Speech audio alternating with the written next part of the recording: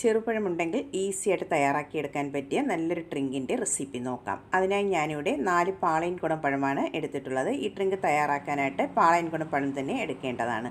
ഇനി നമുക്ക് ഇത് ഒരു ബൗളിലേക്ക് തൊലിയെല്ലാം കളഞ്ഞതിന് ശേഷം ഇട്ട് കൊടുക്കാം. അതിനുശേഷം ഒരു മാഷറോ ഫോർക്കോ കൊണ്ട് നന്നായിട്ട് തന്നെ ഇതൊന്ന് മാഷ് ചെയ്തിട്ട് എടുക്കണം.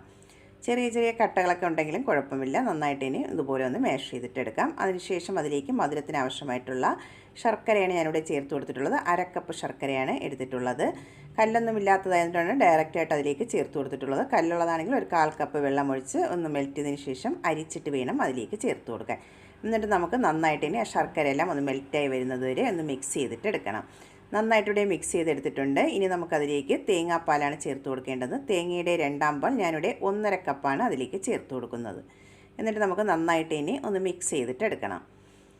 തേങ്ങയുടെ 2/2 പാൽ ചേർത്ത് നന്നായിട്ട് ഇനി ഇവിടെ മിക്സ് ചെയ്തെടുത്തിട്ടുണ്ട്. ഇനി നമുക്കതിലേക്ക് തേങ്ങയുടെ 1/4 പാലും കൂടെ ചേർത്ത് കൊടുക്കാം. 1/4 പാൽ ഞാനിവിടെ 1 കപ്പാണ് ചേർത്ത് കൊടുക്കുന്നത്. നിങ്ങൾക്ക് എത്രയാണോ ഡ്രിങ്കിന് ലൂസ് വേണ്ടത് അതനുസരിച്ച് തേങ്ങാപ്പാലിൻ്റെ അളവ് കൂട്ടിയും കുറച്ചും എടുക്കാവുന്നതാണ്. 1/4 പാലും കൂടെ ചേർത്തതിന് ശേഷം നന്നായിട്ട് ഇനി ഒന്ന് മിക്സ് ചെയ്തെടുത്തിട്ടുണ്ട്. ഇനി നമുക്ക് ലാസ്റ്റ് അതിലേക്ക് നല്ലൊരു ഫ്ലേവറിനായിട്ട് ഒരു 1/2 ടീസ്പൂൺ ഏലക്കാപ്പൊടിയും കൂടെ ചേർത്ത് കൊടുക്കാം. എന്നിട്ട് നന്നായിട്ട് ഇനി വീണ്ടും ഒന്നും കൂടെ ഒന്ന് മിക്സ് ചെയ്തിട്ട് എടുക്കാം. ഇതിവിടെ നന്നായിട്ട് ഇനി ഒന്ന് മിക്സ് ചെയ്തെടുത്തിട്ടുണ്ട്. ഡ്രിങ്ക് ഇവിടെ റെഡി ആയിട്ടുണ്ട്.